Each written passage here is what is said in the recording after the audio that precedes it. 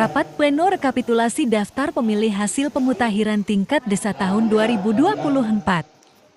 Berdasarkan Peraturan Komisi Pemilihan Umum Nomor 7 Tahun 2024 tentang penyusunan daftar pemilih dalam penyelenggaraan pemilihan gubernur dan wakil gubernur, bupati, dan wakil bupati, tentang pedoman teknis penyusunan daftar pemilih dalam negeri pada penyelenggaraan kepala daerah.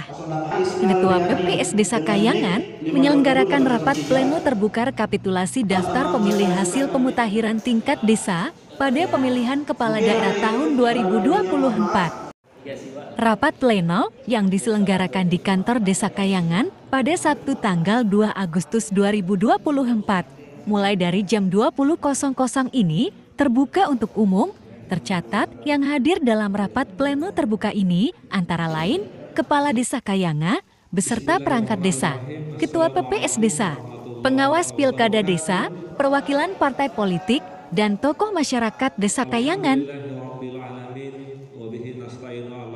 Daftar pemilih hasil pemutakhiran dan berita acara dari rapat pleno tersebut selanjutnya akan diserahkan kepada Ketua Pemilihan Umum Kabupaten Lombok Utara dan PPK Kecamatan Kayangan.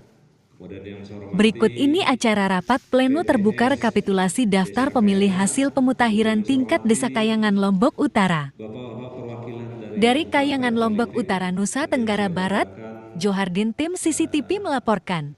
Bapak-bapak, ibu-ibu, parparli, jadi pendata pemilih Desa Kayangan tahun 2024. Singkatnya hadirin terakhir kita sama-sama bersilaturahmi sekaligus dalam acara pleno daftar pemilih tetap kita pada pemilu kada tahun 2024.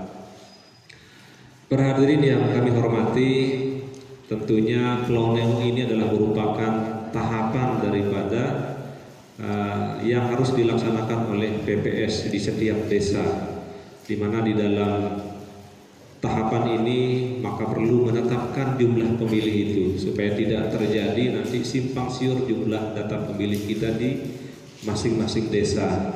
Nah, dengan adanya penetapan pleno pada saat ini, kita bisa mengetahui berapa sih jumlah kenaikan angka pemilih kita maupun bisa saja pengurangan, karena banyak juga warga kita yang pergi merantau ke luar negeri, bahkan banyak juga yang meninggal dunia, dan tentunya juga banyak daftar pemilih kita itu yang bertambah, terutama anak-anak kita, adik-adik kita yang sudah memasuki usia kelas 3 ya, kelas 3 SMA itu sudah bisa sebagai daftar pemilih baru. Nah, tentunya pada pleno saat ini adalah merupakan bisa kita katakan sebagai modal kita di dalam suatu desa terkait dengan jumlah pemilih kita. Dengan melihat data jumlah pemilih kita di masing-masing desa dengan sebaran jumlah penduduk yang luas itu bisa saja nanti menjadi target daripada calon-calon kepala daerah untuk dikunjungi, untuk didatangi, untuk bagaimana mengarahkan pemilih di desa itu untuk memilih kepada calon bersangkutan. Nah, jadi walaupun penetapan kita pada pagi hari ini, pleno ini, jadi rentang waktu sampai dengan pemilihan ini masih panjang. Jadi ada Agustus, September, Oktober, November, masih kurang lebih sekitar 3 bulanan. Di dalam waktu 3 bulanan ini tentunya ada data pemilih kita yang berkurang, tentunya juga ada data pemilih kita yang bertambah. Yang tadinya belum mencapai usia 17 tahun, maka dalam jangka waktu 3 bulan ke depan, siapa tahu usianya sudah mencukupi syarat untuk pemilihan 17 tahun, maka itu bisa menjadi pemilih baru kita. Dan juga berkurangnya tentunya mungkin dalam jangka waktu 3 bulan ke depan ini pasti juga ada warga kita yang meninggal dunia, kemudian ada yang pergi ke luar daerah.